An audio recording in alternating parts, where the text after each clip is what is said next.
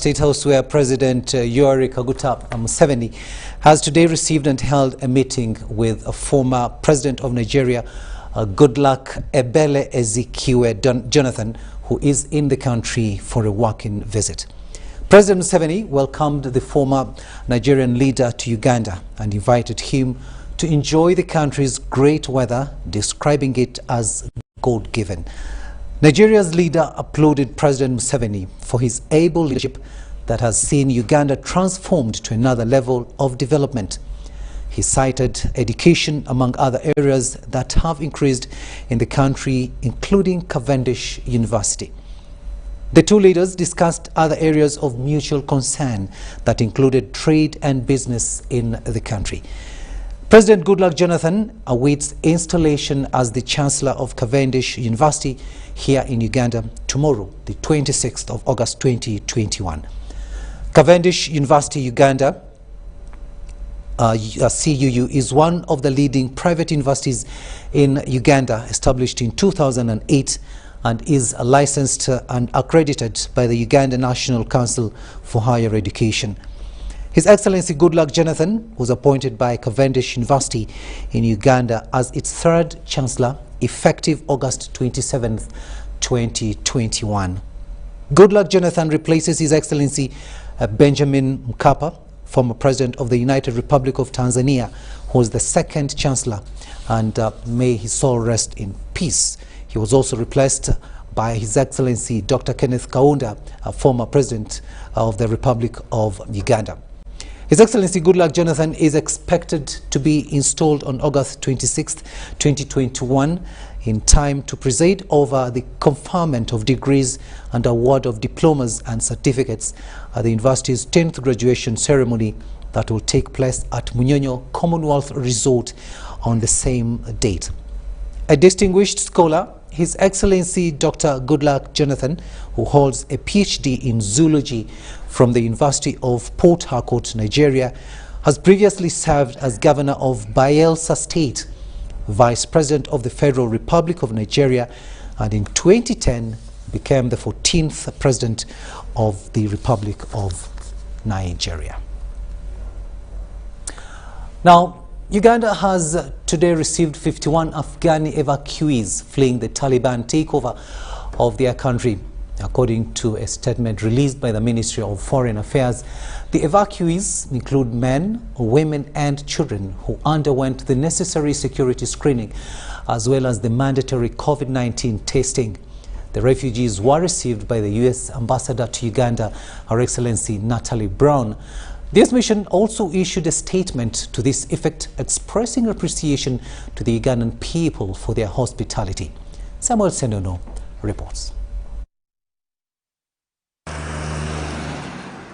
Uganda has welcomed the first batch of Afghanistan evacuees into the country. These are part of the 2,000 the country agreed to take in at the request of the United States of America government. The 51 evacuees arrived aboard a privately chartered flight that touched down a few minutes past 7 a.m. at Entebbe International Airport. Media access to the airport was restricted, and the only recordings we managed to get were those of a heavily guarded snaking convoy of the evacuees from the airport heading to Imperial Resort Beach Hotel.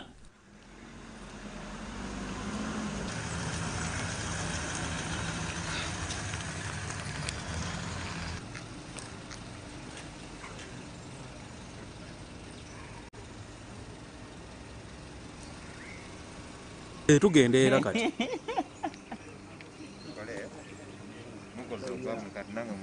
Foreign Affairs Ministry later issued a statement indicating that the arrival of the evacuees follows a request from the U.S. government and acceptance by the government of Uganda to temporarily host at-risk Afghan nationals and other nationals who are in transit to the United States and other destinations. The decision to host them is informed and consistent with Uganda's policy of receiving refugees and persons in distress, as well as playing our responsible role as a member of the international community on matters of international concern. Right Honorable Speaker, Uganda and United States of America enjoy long-standing cordial bilateral ties, which are historic in nature, and we continue to pursue common interests for mutual benefit of both countries. However, the statement also notes that some Ugandans caught up in the crisis in Kabul were supposed to travel on today's flight, but this wasn't possible due to challenges of accessing the airport. Fresh arrangements are being made to safely evacuate them. At this current time, the known Ugandans in Afghanistan are only 2.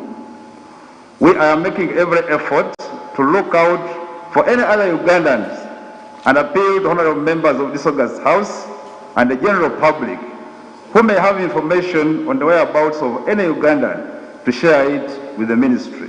We caught up with the Minister of ICT and National Guidance, Dr. Chris Wariomosi, who confirmed the developments and also clarified on the evacuees' stay in Uganda. We accepted as a government to host our brothers and sisters from Afghanistan, but they will be in transit to the US. And therefore, I call upon Ugandans to receive them warmly, like the way we always receive our brothers and sisters who run away from their countries which are under war or where there is insecurity. The crisis in Afghanistan follows the collapse of the 20-year-old so-called war on terror in the country on the 15th of August 2021 as the Taliban gunmen entered the capital Kabul and subsequently overthrowing the government of President Ashraf Ghani, who fled the country. The deadline for withdrawal of foreign forces in Afghanistan was set for the 31st of August 2021. Samuel Senono, UBC News. And indeed, those Afghani evacuees are welcome to the Pearl of Africa. To Nakasongola now, where Nakasongola District Local Government has been cautioned against misuse of public funds and mismanagement of relief items meant for Lake Kyoga flood victims. Prime Minister of Uganda, Robin Nabanja, instructed the Nakasongola Chief Administrative Officer not to over-delegate duties and ensure proper use of available resources. We have more in this report. Prime Minister Robin Nabanja last weekend visited Nakasongola district to assess the extent of damage caused by the floods on Lake Kyoga. As a follow-up on her visit, the Premier today held a multi-sectoral meeting to strategize on how to solve issues of displaced persons. The meeting included area MPs and Nakasongola district local government leadership. The meeting took place at her office in Kampala. For example, road Namukanga, Nabutaka. You left 400 meters unattended to, and then you pay the money. You use one petrol station, and you go and collect money from the petrol station. It's not good. We are aware. You know, when I left intelligence officers that side. So, Mr. Chairman, you may not be aware. You produce substandard caravans. Yes, substandard caravans. Within just a short while, whenever a big vehicle comes, they are broken.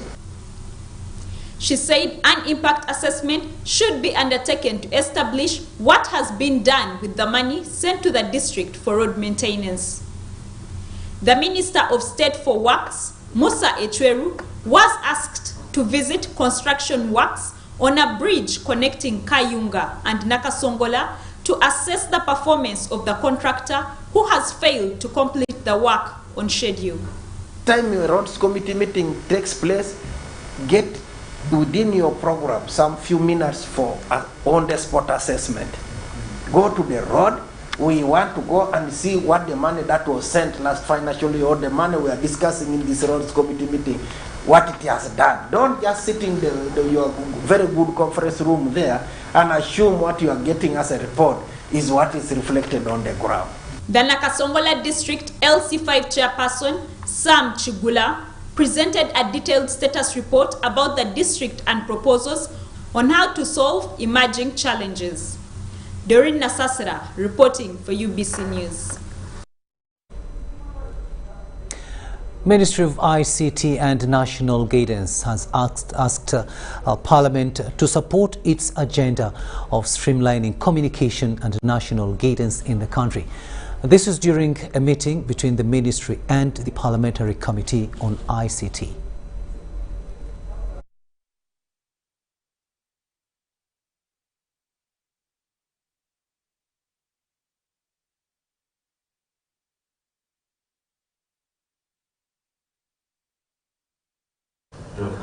Agencies under the Ministry of Information, Communication Technology and National Guidance that include Uganda Broadcasting Corporation UBC, Uganda Media Center, Posta Uganda, NITA Uganda, Uganda Communications Commission UCC, Media Council of Uganda and the Uganda Institute of Information Communication Technology this Wednesday held their inaugural meeting with the Parliamentary Committee on ICT, chaired by Budiope East Member of Parliament, Engineer Moses Magogo.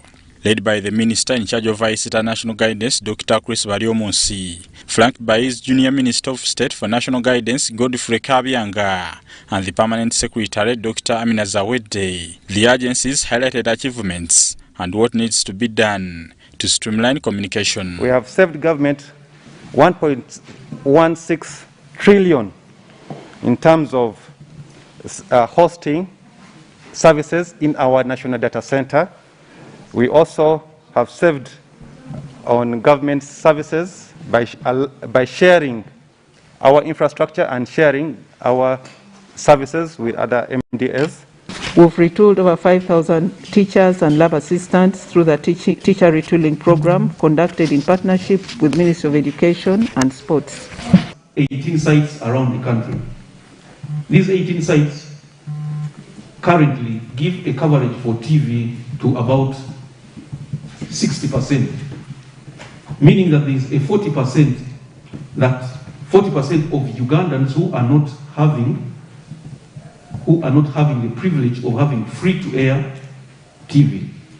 What is the implication of this? You find that now all Ugandans are accessing TV via the pay TV platforms. The Managing Director UBC, Winston Agaba, told the committee that since the 10th Parliament, they are yet to receive the required funding to expand its radio footprint to the underserved areas. The 11 FM stations we run actually do not give national coverage. Honorable members here from the Sebei region, Kapchorwa, Buku, they listen to radios in Kenya. This is an area that was raised in the 10th Parliament. Money was appropriated.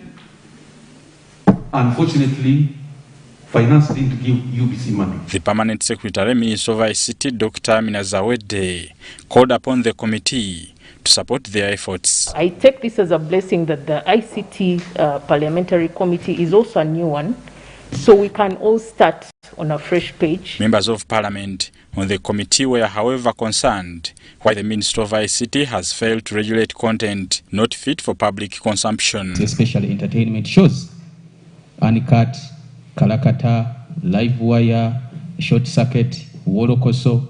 For lack of a better word, these channels are not doing a service to most of the people that are viewing them.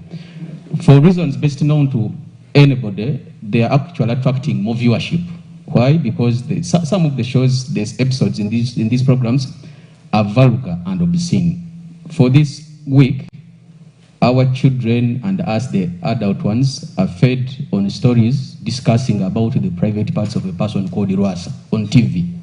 And here comes, we have a Ministry of Information and National Guidance, ICC as the regulator. We ask, do you really watch these channels? To the Minister, Dr. Chris Bariomonsi, government is coming up with more regulations to control content and the social media. Abuse, to insult, to communicate falsehoods, and even when you receive false information, we shall make the law not allow you to just forward information which you know is false or abusive. So we are going to put restrictions, but aimed at ensuring that these social media and other communication platforms are used for good purposes, not to be misused. The social media is accused of propagating fake news. Bernard Higa, UBC News. Now, as part of government's efforts to reopen schools, the COVID-19 vaccination exercise for teachers has kicked off today in Kampala metropolitan region. The exercise intends to vaccinate 500,000 teachers countrywide.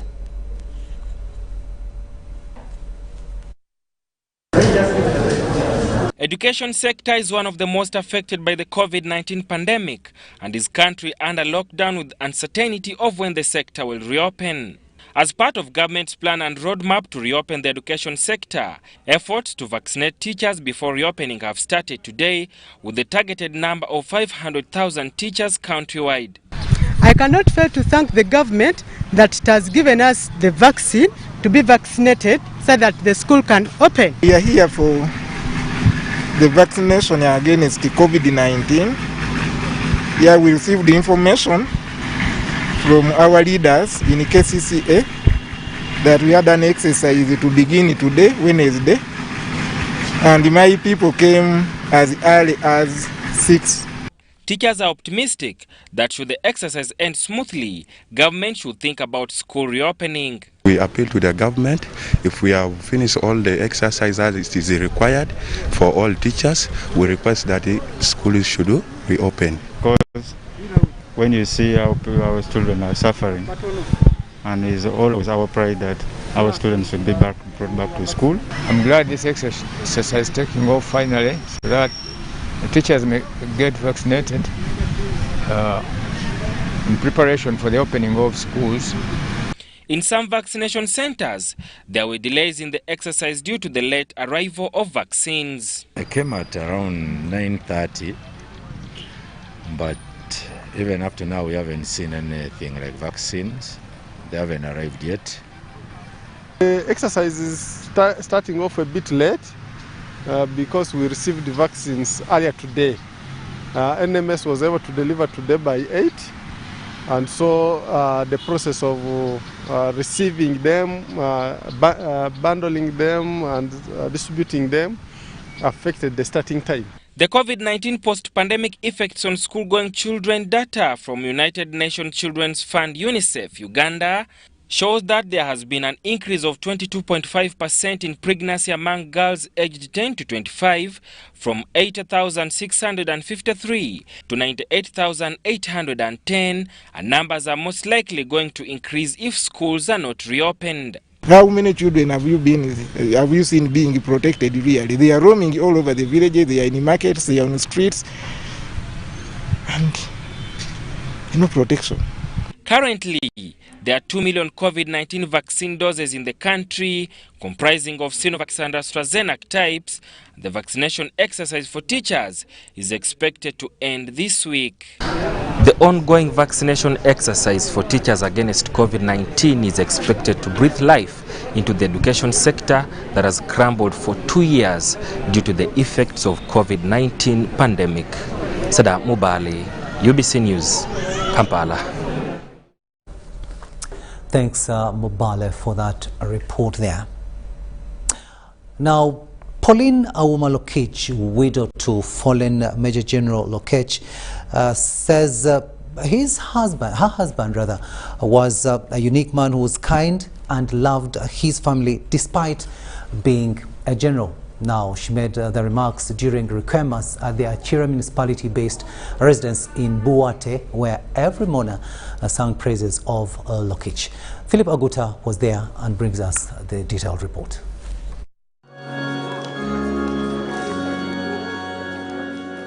The prayers for the fallen Major General Paul Lokech started at exactly 4 p.m. at his Achira municipality-based home in Buate.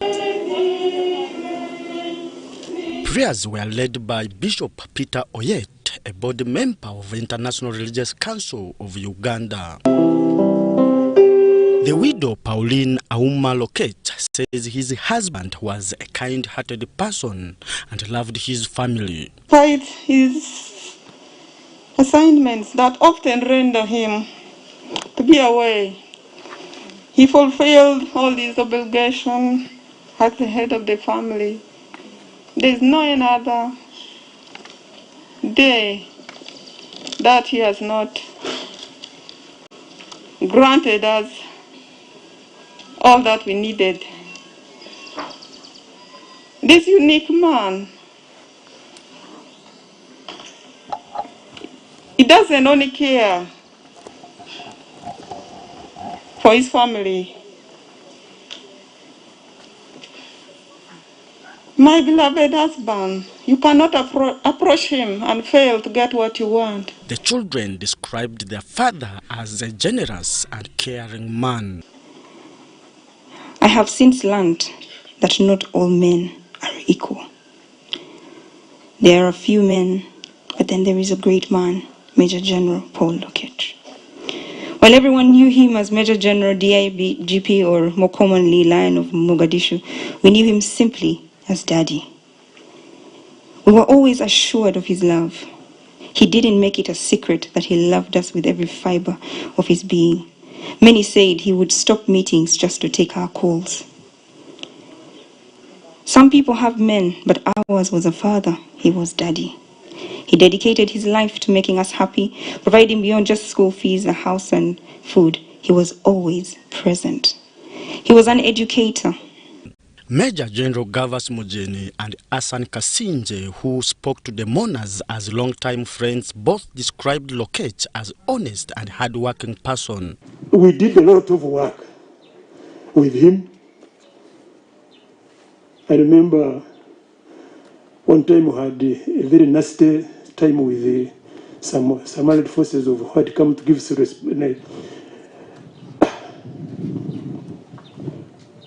reinforcement to late Kabila, and our force was somewhere, it was halted, and late Kazin said, no, Mujeni, wake up, I'm sending you Lokechi, look for Chaze, go and make sure that work is done. And really went and did it as per tasking. The IGP Martins Ochola was represented at the prayers by the Chief of Staff, AIGP Jackson Bakasumba. UPDF Chief of Defense Forces Wilson Mbadi was represented by his deputy Peter Elwelu. Other notable mourners were General Charles Otema, NRM SG Richard Todong, State Minister for Internal Affairs General David Muhozi, State Minister for Defense Oboth, and State Minister for Environment Beatrice Anyua. Major General Paul Lokech died on Saturday of natural illness and will be buried on Friday at his ancestral home in Pader District, Acholi Sub-Region. Philip Aguta, UBC News in Chira. The Appointments Committee of Parliament has approved 5 commissioners on the Uganda Human Rights Commission to be chaired by Mariam Wangadia. Others on the commission approved include Father Simon Lokodo, Shifra Lukwago, Crispin Kahero, and Atwire Jacklet.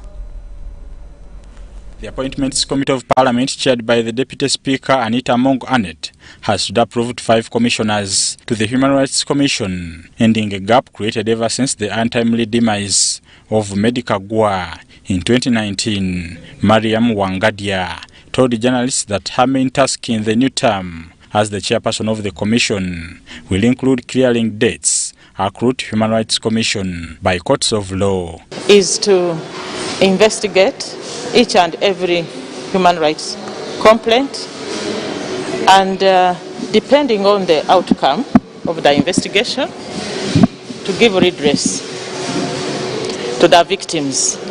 But I also want to appeal to the people of Uganda to be law-abiding and to respect the rights and freedoms of others. Other commissioners on the board are Shifra Lukwago and Crispin Kaheru. The duo have been critics of human rights abuse in the country. They promised to visit all detention centers in the country, and all persons implicated in violation of human rights will be summoned.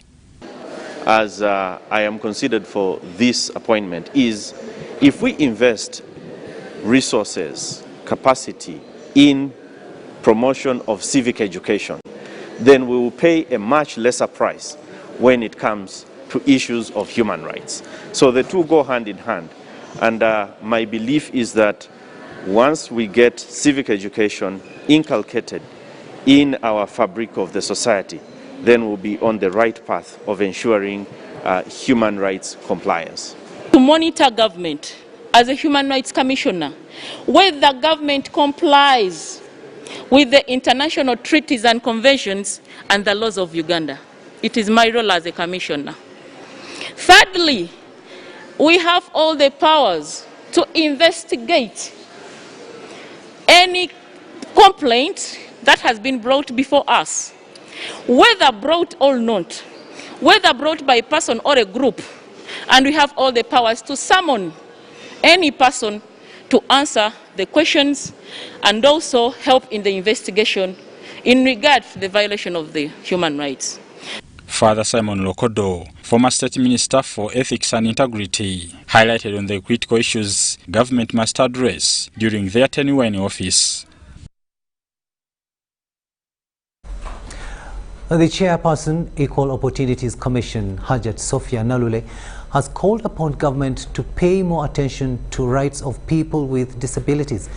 In a 4-day training with members of Parliamentary Committee on Human Rights on Equal Opportunities, Nalule urged members of Parliament to fight more for gender and equity, as we hear in this report. Equal Opportunities Commission has taken on a 4-day training for members of Parliament on the Human Rights Committee to enlighten them on issues to do with gender and equality. According to the chairperson of the Equal Opportunities Commission, Hajat Sophia Nalule, the MPs are to be skilled with a lot of knowledge on how to fight for gender equality and equal opportunity. Issues of gender and equity, they cut across all sectors. But it was not until I innovated the requirement for the Certificate of Gender and Equity Compliance in the Public Finance Management Act that they came to the limelight. She calls upon government to continue supporting the Equal Opportunities Commission so that the issues of marginalized persons can continue to be catered for in government plans. To scrutinize the budget, to look for those details, because issues of gender and equity budgeting are in the details. Let them look for the details. That's where our issues are. And then if they bring them the limelight, I think everybody will be able to participate and benefit, like the spirit of the Sustainable Development Goals say, leaving no one behind. Irene Moloney, the woman member of Parliament for Bulambuli, says issues of gender and equality are pertinent issues, and so it should be given equal consideration. Look at the processes with gender lenses. You know, you remove your ordinary eyes and you put on gender lenses and you examine, does this cater well for the women? Does it cater well for the children? Does it cater well for the men? Does it cater well for the PWDs? You know, all those aspects have to be put into consideration. The women members of Parliament for Butaleja, Nebanda Florence and Irene Moloney for Bulambuli pledged total support to the Commission to make sure people with disabilities have equal rights. You can see they are struggling with challenges in terms of carrying out outreaches, in terms of coordinating the regional national referral hospitals because of the funds being less, and also in terms of operation of works in human resources in the health units. Jane Nyiramchia, Andrew Sebira, UBC News. Now some rather bad news here from Mbale.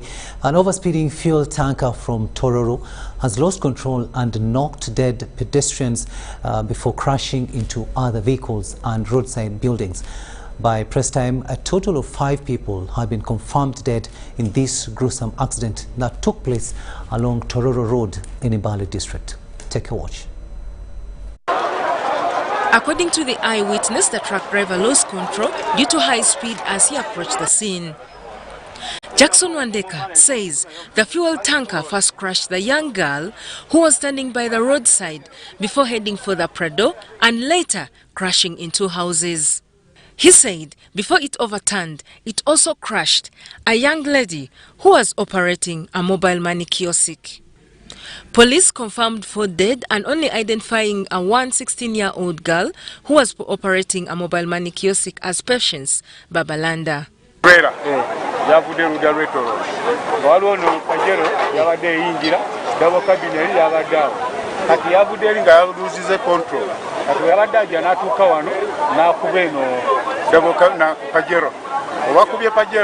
n'aloka injire no waliwo waliwo ekibajiro ky'amasanduku lwatuse wano yayoda abantu abadde wano olw'omwana omuwala yabadde wano ku mobile money waliwo omwana omuwala yabadde awo naye n'amukuba byenda byonna bifuluma kati ono omwana yafiiriddeyo eri mu magulu ga trailer waliwo omukyala yabadde mu motoka eyo abakyala babiri bo bafiiriddeyo ku sport.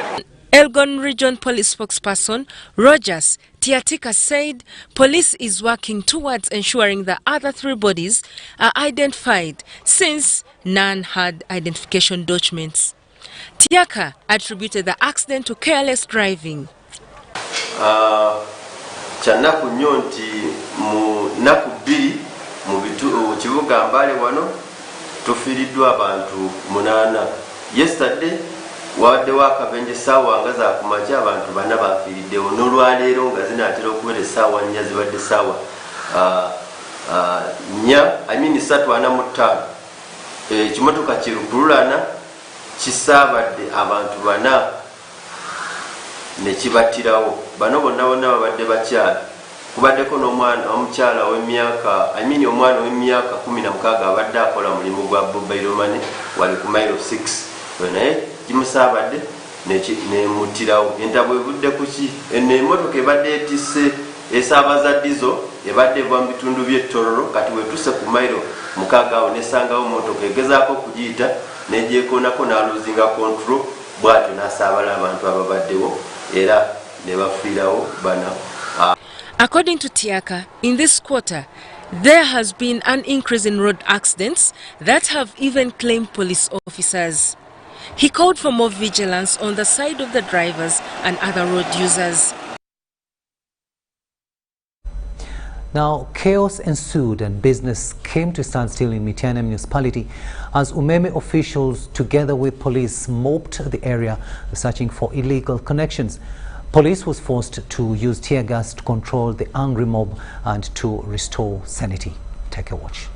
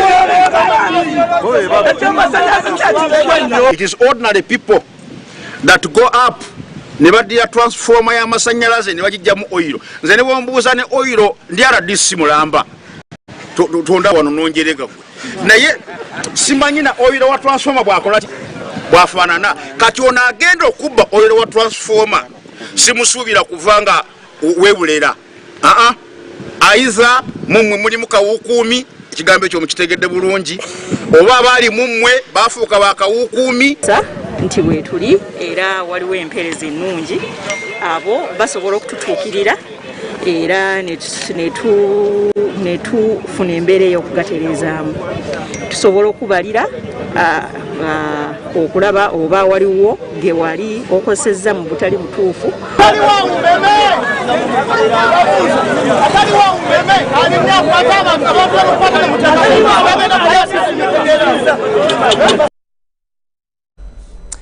Chaotic scenes there in Mityana, and of course it's not good for people to use electricity illegally, as you could actually end up getting killed. We'll now be taking a very short break, but we'll be returning with much more. Do stay with us.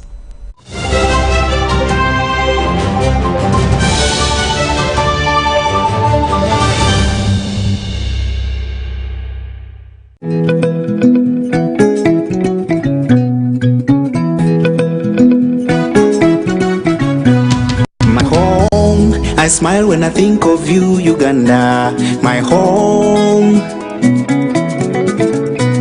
My home, I dance when I look at you, Uganda, my home. Oh, my Uganda. I know, with you I'll always stay forever. I know,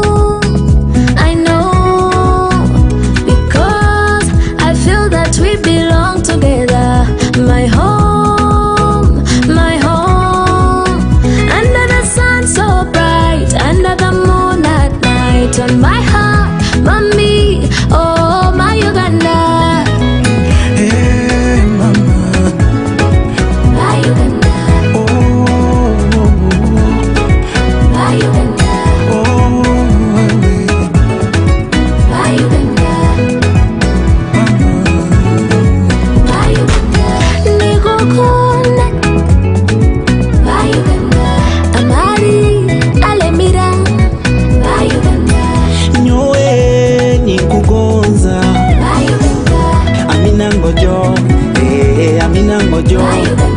At MTN, we look forward to starting another exciting journey together to grow our home, Uganda.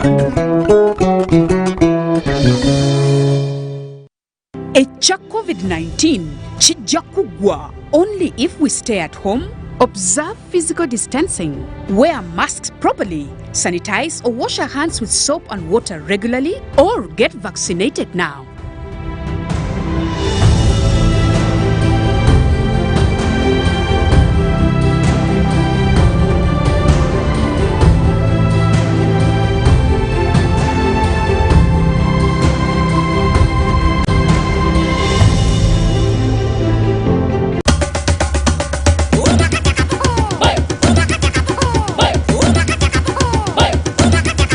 Experience 100% 4G speeds across Uganda with the Airtel 4G Pocket Wi-Fi available at 123,000 shillings only. It comes with a backup battery and 15 GB free for 1 month. Visit the nearest Airtel shop, device selling shop or Airtel online shop. www.airtel.co.ug/broadband-discover. Airtel, the smartphone network.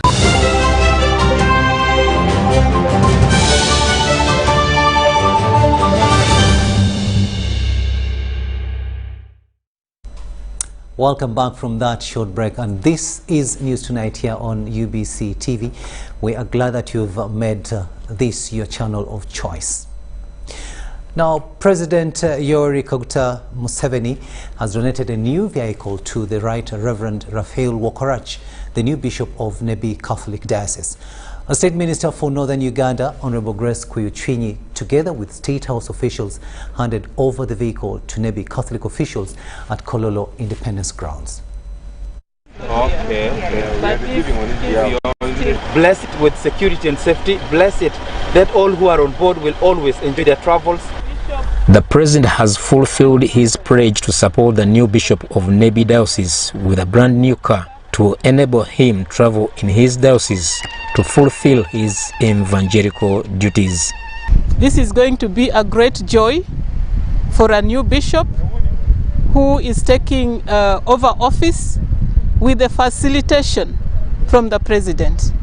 This car is meant to do God's work, and as government and church we are united because we work for the same people. While handing over the new Mitsubishi Pajero car, the State Minister for Northern Uganda, Honorable Grace Kuyuchinyi, commended the presidential support to Nebi Catholic Diocese. So this is going to be an exciting moment that the new bishop is getting a new car and is going to start his new pastoral work. We want to thank His Excellency the President so much for supporting the church always. Dr. Samuel Raj, the Executive Secretary of Uganda Catholic's Medical Bureau, received the vehicle on behalf of the Bishop.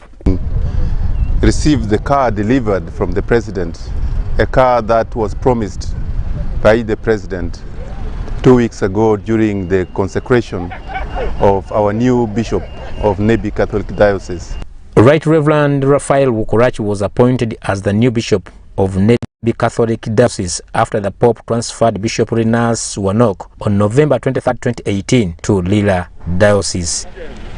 Haruna Mtesasira, UBC. To northern Uganda a little bit, we still remain there momentarily, and we talk about Moody University especially, where the university will this Saturday hold its 4th graduation ceremony virtually, in which the university will be graduating its first lot of nurses. There are a total of 103 graduates, with 20 in Bachelor of Nursing Science, 24 in Bachelor of Information Systems, 15 in Bachelor of Science in Information Technology, and 23 in Bachelor of Science with Education.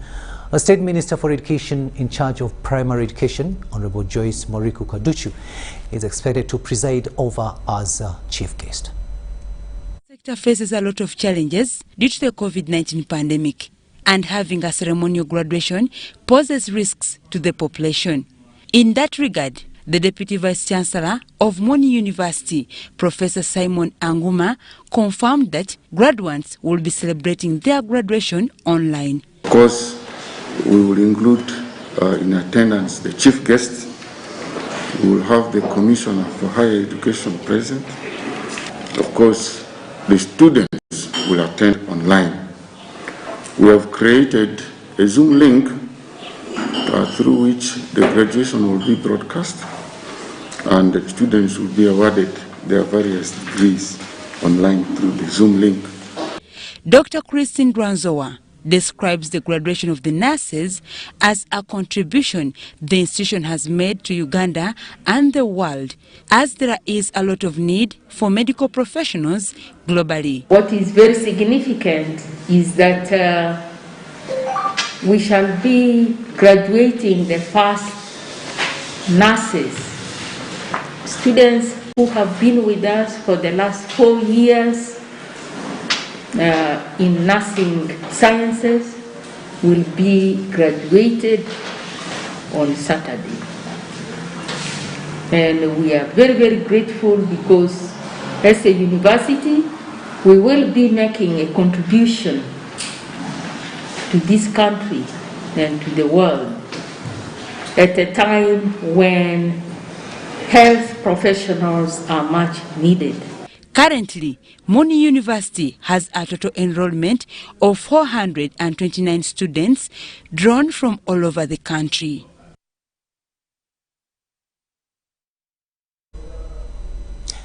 Dorcas Kimono with that report there.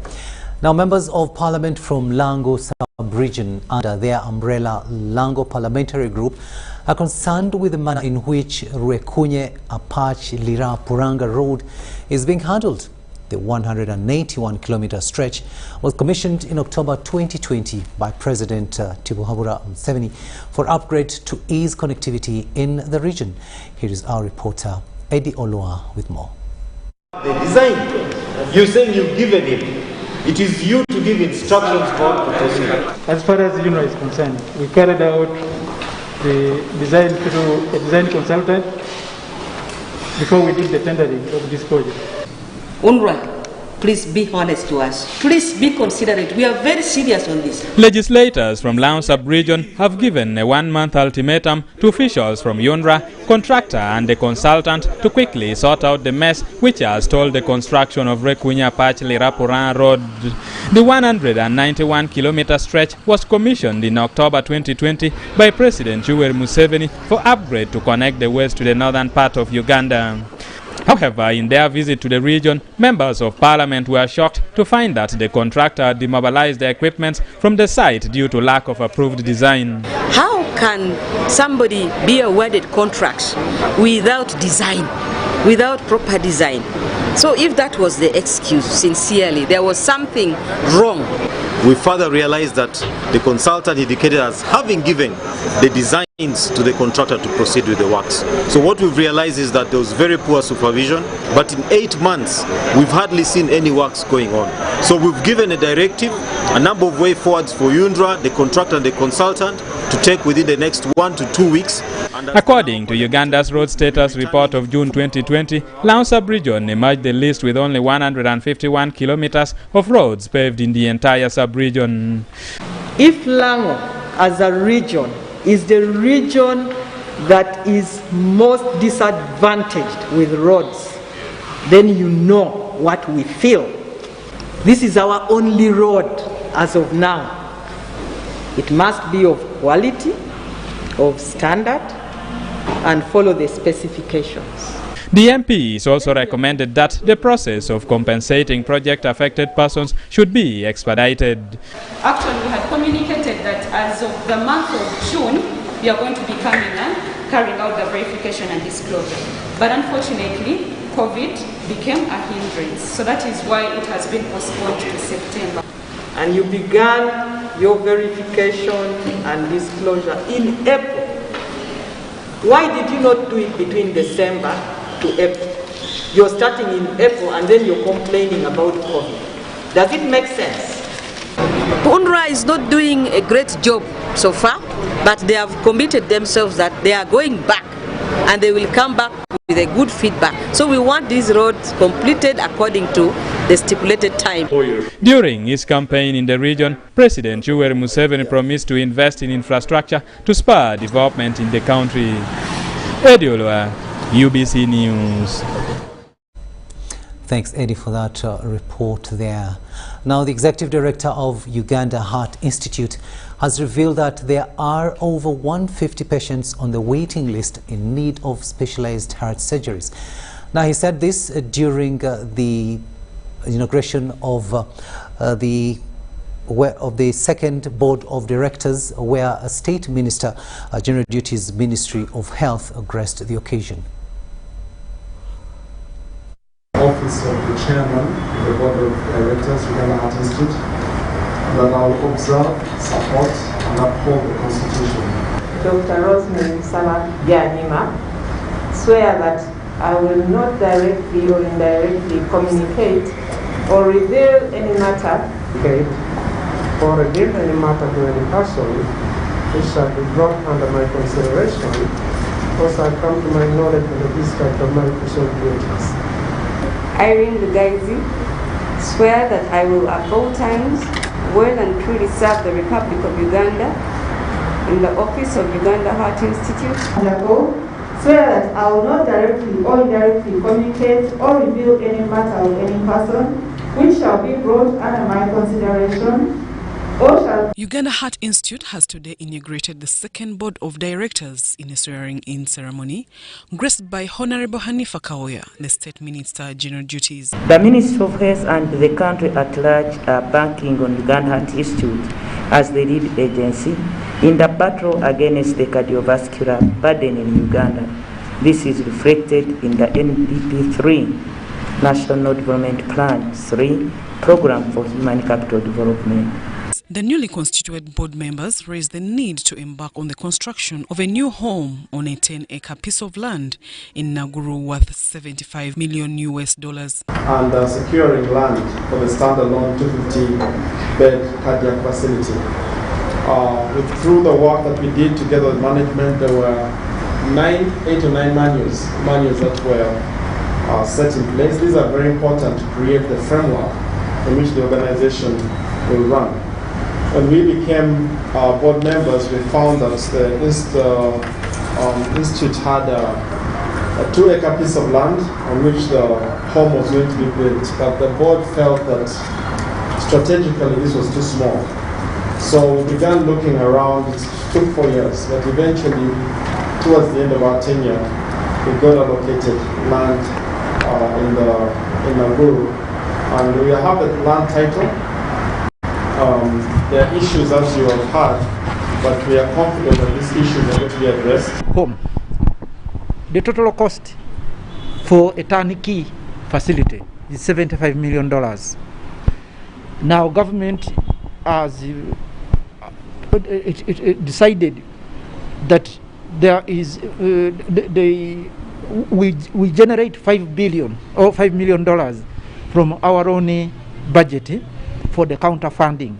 Then $70 million they are taking a loan, and that one the president cleared it, and it is in the final stages. The president had given a directive for us to be given 10 acres of land to cater for the construction of the home as of now, but we have an expansion program and an approved 20-year development program which will cater across our expansion needs. Now, that is where we got a bit of a challenge, that the land has a bit of some court orders.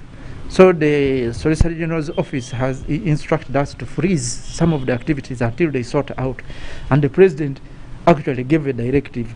Now meeting in State House of 6th August, the matter was laid in the meeting that he cleared Minister of Finance to take the loan. He also directed the legal department to handle the court order surrounding that land. So, the executive director of the Heart Institute noted that COVID-19 disrupted most of their activities, with more than 150 patients on a waiting list in need of heart surgeries.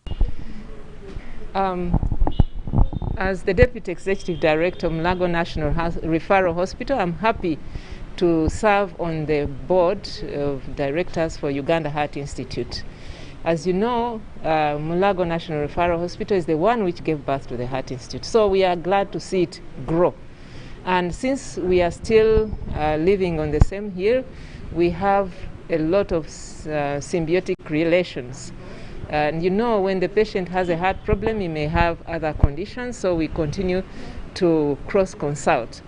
Even when we had patients in the COVID treatment unit, some of them had cardiac issues. They were referred from Heart Institute, and the Heart Institute would come in to review those patients in our treatment unit.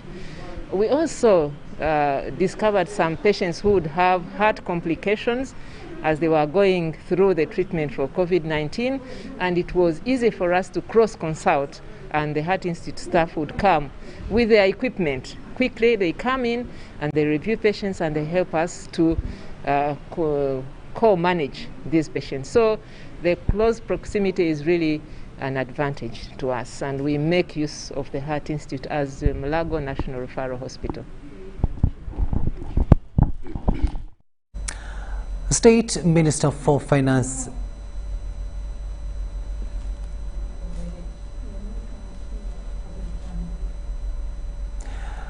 The State Minister for Finance and Economic Planning, Peter Ogwang, has promised to ensure quick implementation and completion of government programs within the stipulated timeframe. While touring construction of medical housing at Upper Mulago, Minister Ogwang warned all those who sabotage government programs. This is the construction project of 150 housing units at Upper Mulago Hospital. The over 30 billion project is estimated to be complete in a period of 3 years. The project is estimated to solve the housing challenges of medical workers and also improve efficiency and service delivery. During the tour of the site, the Executive Director Mulago Referral Hospital, Byarugaba Baterana, noted that efficiency and productivity of medical workers has over the time been affected by housing challenges. A few days ago, we had the COVID, which was so much, and our country was rocked. And yet, when the country is rocked, health workers must be there. And health workers had no way no transport to come from their homes to come here. And we had to try to see how to accommodate them.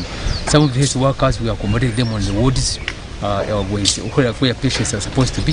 Imagine that. Byarugaba further echoed on the need to enhance funding of the hospital to allow the hospital to accomplish most critical projects. Because now, why you could ask, but why has the contractor started down there? What is the money? That's the question. Where is the money? You find you have got the maximum you can pay a contractor in a financial year out of 30 billion is about, let's say, 5 billion.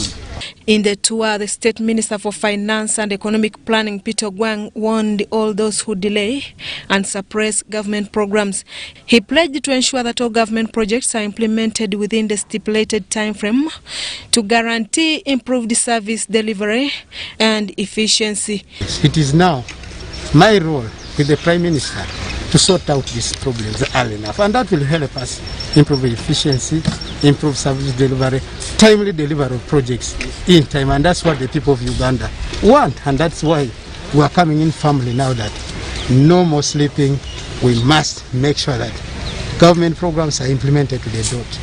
Minister Ogwang says in his countrywide tour to assess progress of all programs, quarterly review of budget performance will be a must. It is our role as government to be carrying out quarterly reviews on the performance of the budget of the respective agencies of government. What has been happening that Office of the Prime Minister, which is charged with the responsibility, does it, but finally I am going to work with them to chair quarterly reviews of the budget performance. The construction of 150 housing units is an addition to the already available 110 units, which is not even half of the housing demand. Upon completion, however, the housing units will primarily accommodate nurses and a few doctors. The project is under Block Technical Limited. Susan Nawonga reporting for UBC TV.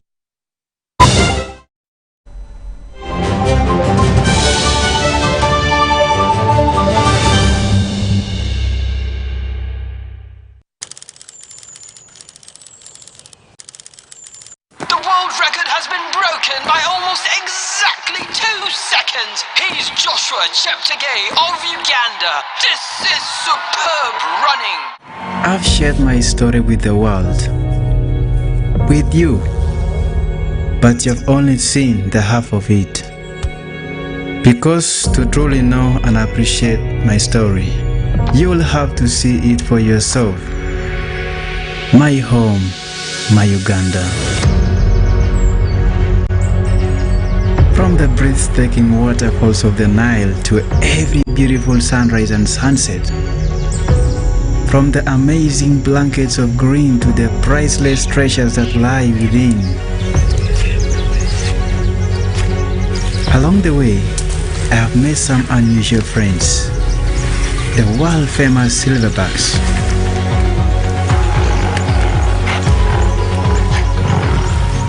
When I see them, I behold Uganda's treasures.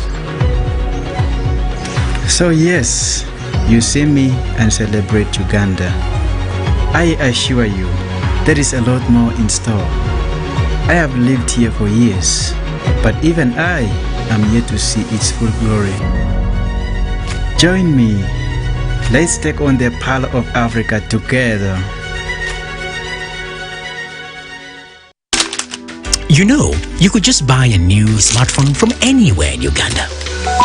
Dial *175 *94# to activate their 100% double data bonus offer on weekly or monthly bundles for 3 months. Better yet, you automatically receive free 1 GB valid for 30 days. You are hooked already, aren't you? Enjoy 100% double data bonus from Airtel. Buy a smartphone from anywhere in Uganda and insert an Airtel SIM card. Dial *175 *94# to activate a 100% data bonus offer on weekly or monthly bundles, valid for 3 months. Dial *175# and select your preferred bundle to activate a 100% data bonus offer on weekly or monthly bundles, valid for 3 months. Airtel, the smartphone network.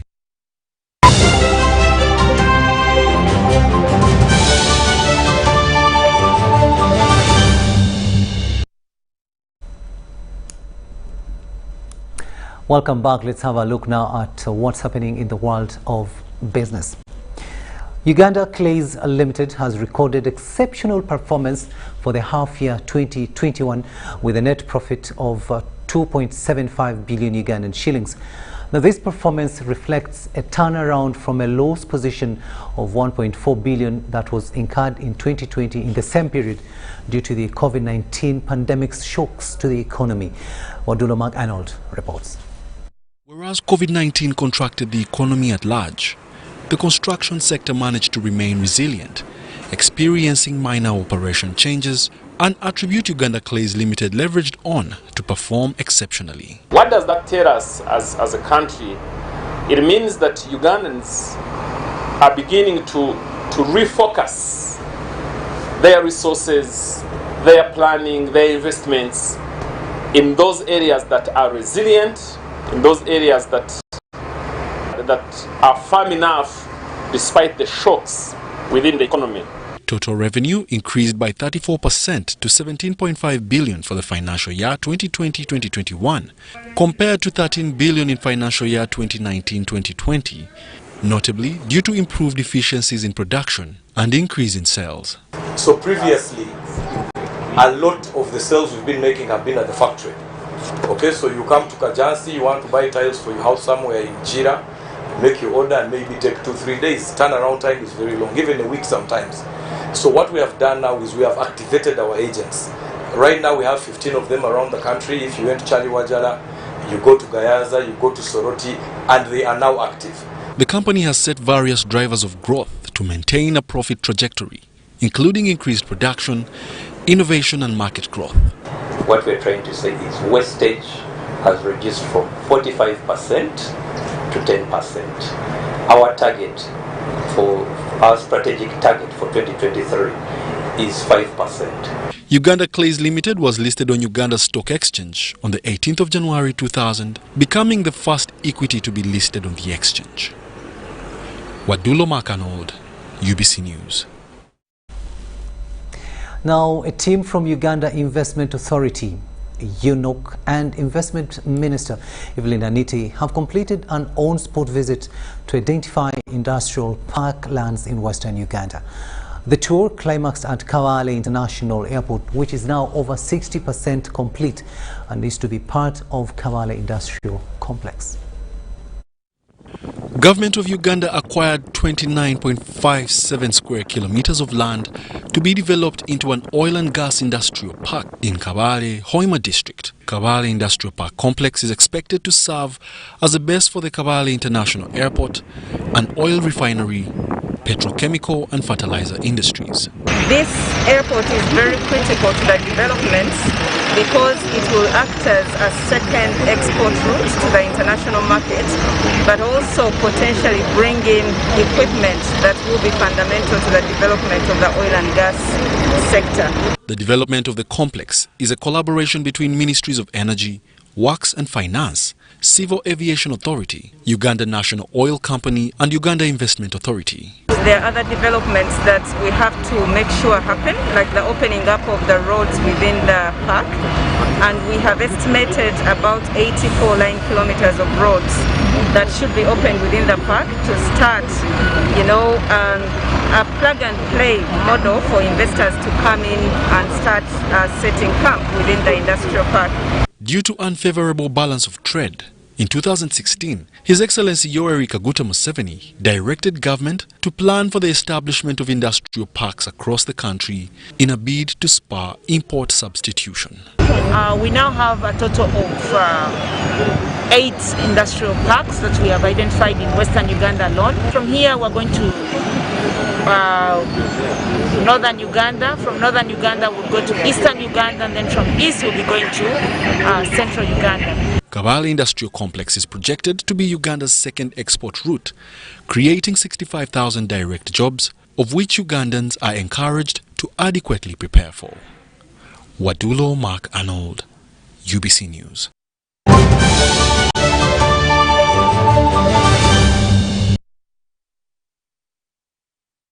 After 9 p.m. in the studios of UBC TV, we finally come to the end of news tonight. Thank you so much for having kept us company. But before we leave you, let's have a look at our top stories once again.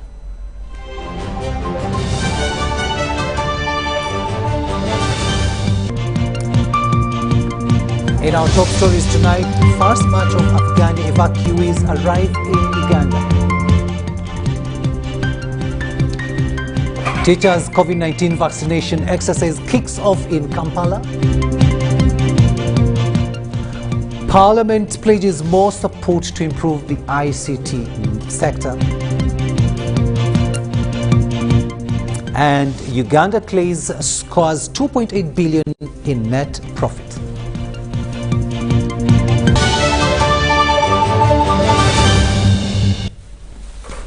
And that's all we had time for. Thank you so much for having kept us company. On sign language, it has been Elizabeth Nakakoni, and I am Rukidi Edward Kiijanangoma, wishing you a blessed night.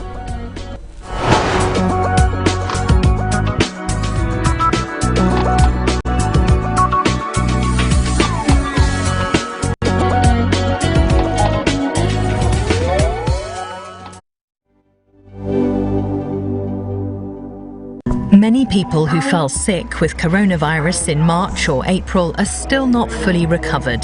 Their struggle shows how problematic this virus can be. I try and I try, but as soon as I go a bit faster, my body says, no way. Back in spring, hardly anyone was thinking about long-term health effects, especially not for young patients whose symptoms were mild. Every week I think this can't be happening. It's just taking so long. I'd much rather be hiking up mountains like I normally do in summer.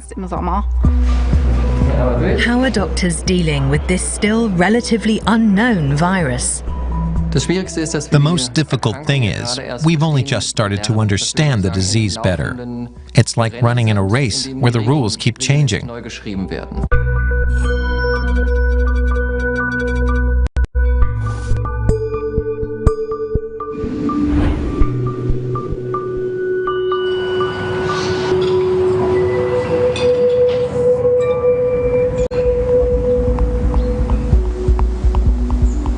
This is the Schön Clinic, located in the Alpine foothills of southern Germany.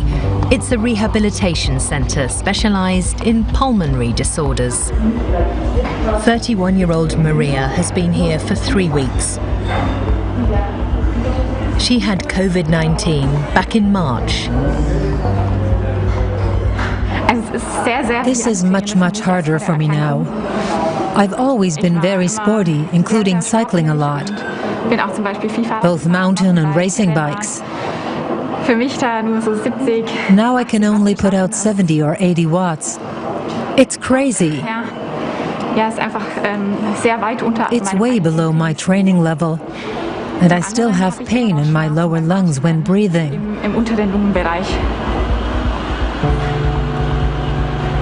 Maria was not in a high-risk group and did not require hospital treatment for the virus.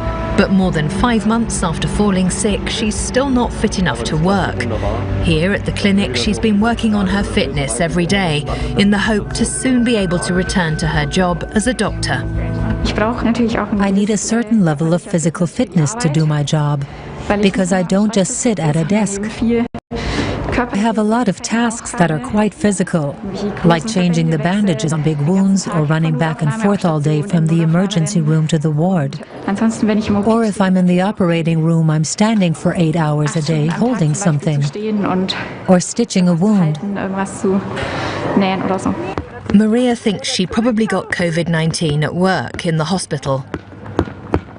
From the very beginning, my lungs hurt, and I got pneumonia and pleurisy. It completely bypassed my nose and throat area that you normally think are so key. I probably inhaled the virus directly. I was wiped out like never before. When I finally got the strength to get out of bed, I'd put some muesli in a bowl, but then have to go back to bed before I even got to eat it. It was an extreme exhaustion like I have never ever had before. So we're going to do a 6-minute walking test. The aim is to walk as far as you can in the time allotted.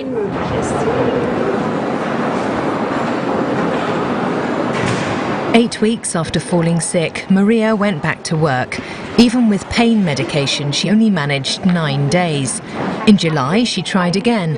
When the increased pain levels and exhaustion returned, she applied to come here. How breathless were you while walking? Between 5 and 6. You managed 720 meters. So you've increased from 671 to 720 meters. And it was actually the technique of walking that was the limiting factor rather than being out of breath.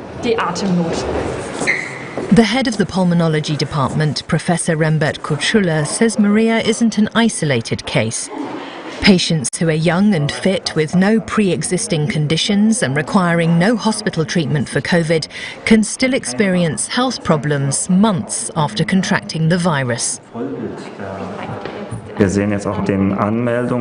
We can see from the number of people seeking help that there are more patients suffering from post-COVID problems than we thought even just a few months ago. And it's not just the classic older patients like we initially saw in the statistics. There are young people whose lives have suddenly been turned upside down, for example, because they're not fit enough to work. Every patient that arrives at the Schön Clinic suffering from after effects of COVID-19 undergoes a detailed examination. To understand this virus fully, doctors from different fields of medicine need to work together. I think it's important to be honest at this point and to say that we're in a learning process. Through the large amount of new data that we're getting every day here, we can learn more about this virus. We try to pass on our findings to others too. A lot of this data still needs to be checked. We don't have a particular treatment strategy in the classic sense because we don't have years of experience to draw on, or a book with treatment recommendations from the last COVID outbreak. We're learning as we go. As we care for these patients, we're discovering what kinds of problems the virus can produce. By now, doctors know that COVID-19 affects multiple organs. From lung problems to hair loss, to sleep disorders, fatigue and neurological disorders. Then critical illness polyneuropathy, heart problems, plus issues resulting from the treatment in intensive care. We're seeing a multitude of problems, and the list is growing. I don't think we would have expected such a variety of issues. Maria has now moved on to the next examination, spiroergometry. The aim is to test how her lungs and other organs perform under physical exertion. She has one more week at the clinic here in Bavaria.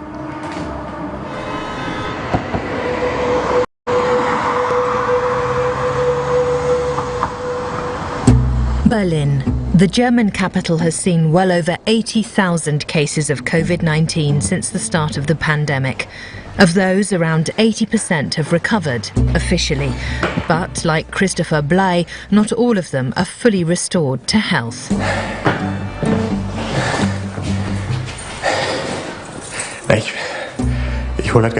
I really have to catch my breath. It's tiring. I've never been like this before. I could go up these stairs and could go straight back down and up again. Now climbing stairs is an act. Whenever I have to walk uphill, I get out of breath.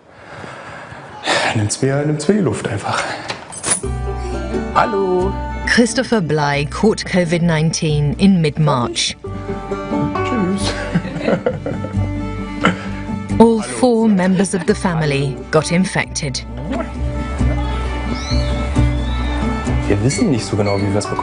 We don't really know how we got it. We were in Austria, but not in Tyrol, where it was bad. We came back on March 1st. My oldest daughter went back to kindergarten for 7 days. The virus was in the news, but not big yet. At the beginning of March, most people didn't see the virus as a major threat or the start of a global pandemic. So Christopher didn't take his symptoms too seriously.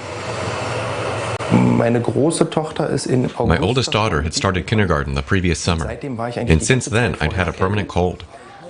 So I was used to having cold symptoms. On holiday in Austria, I still felt fine.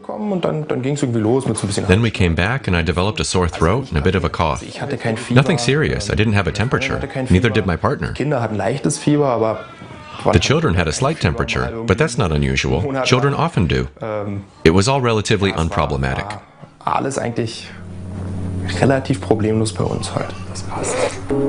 Once their quarantine period was over, they were considered officially recovered and were allowed to leave the house again. But 1 month later, both Christopher and his partner Steffi developed new symptoms. It was quite a long time before we realized that what we were experiencing was linked to COVID-19. I have allergies, and in May, the start of the allergy season, I suddenly started getting short of breath, which I never had before. I usually took an antihistamine. I had these few problems, but nothing special. So I thought, wow, my allergies have gotten worse. But I didn't link it to COVID-19. I kept going out on the balcony because I felt I had to get some fresh air, and I'd bend over to catch my breath. I'd have that about every 2 days. But then it rained, and normally that would mean all of my allergy problems disappear. But I still got it, and that's when I knew something was wrong.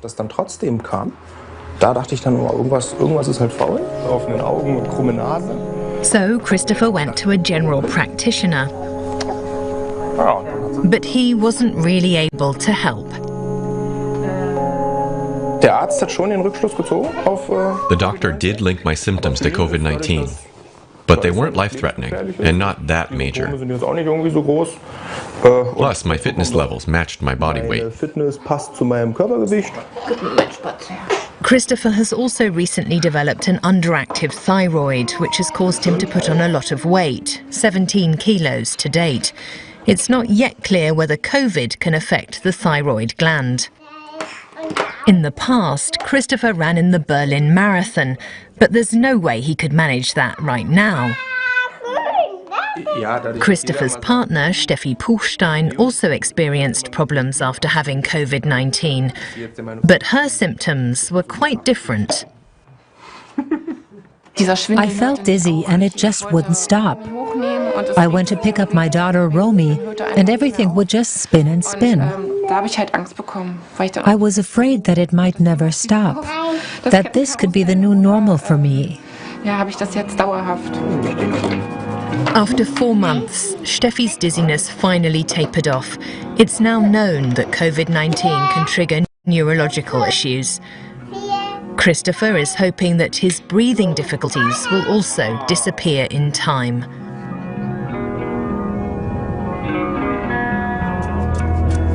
International studies show that the lungs and heart can indeed recover from the virus given time. A test shows Maria's lung function is now back to normal, 5 months after she caught the virus. On the one hand, I feel good because I'm getting lots of therapy here. But on the other, I keep thinking, what will it be like after the therapy, when I go back to work?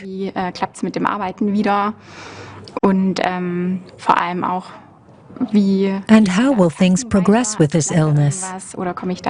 Will there always be issues, or will I get back to the same level of fitness and quality of life that I had before? Maria was lucky to get a place here. Waiting lists for patients with post-COVID problems are long. The Schön Clinic alone has a huge number of patients waiting for treatment. Maria's time here has now come to an end. In terms of fitness, tiredness levels, fatigue, have you noticed any change? That may have changed, but I probably won't know until I get back to work and see whether I can cope better with an 8-hour day or if I'm still as tired. What about the chest pains? The pain is better when I have therapy the whole time. I noticed over the weekend, where there's less going on, or when I had physio Wednesday last week, and then the next time on Tuesday, that the pain in the base of my lungs returned. We're seeing patients who have symptoms, some of which we can't really explain. And so we're trying to find answers and treatments. It's like a black box. And whenever I can't explain and convey something in a way that's well-founded, it leaves a sense of uncertainty. I freely admit that.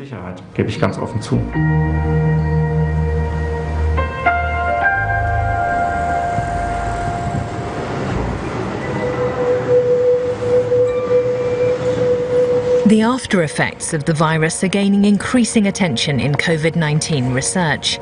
At the end of October, Germany's University Medical Center Schleswig-Holstein launched the largest study to date on the long-term effects of coronavirus.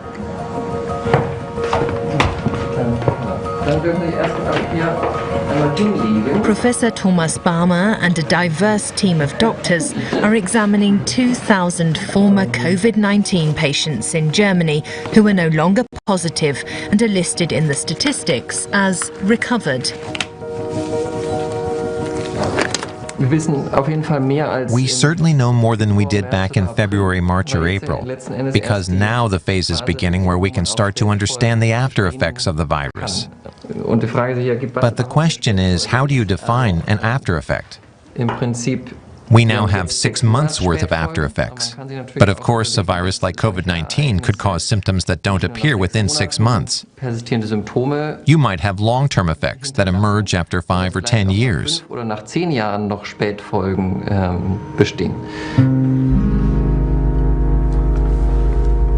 The study is focusing on the lungs, heart, kidneys and liver, as well as the nervous system and metabolism. Andreas Thümer is one of those taking part. Back in March, he was here in intensive care and in an artificial coma for 7 days. When he heard about the study, he applied immediately. I hope it means that I'm now being monitored, so that if there are any after effects, they can respond. It's only if lots of people take part that we can gather information that can then be available for others. Professor Balmer and his team are also examining post-COVID patients who didn't require hospital treatment. The doctors fear that even patients who had mild symptoms could still suffer long-term damage. There's a wide range of symptoms that we as doctors are confronted with, where we need to differentiate carefully. What can be attributed to the virus that may have been directly caused by it? And where do we need to exercise caution and not just put everything down to corona? We need to continue doing our work thoroughly as before, while taking COVID-19 into account.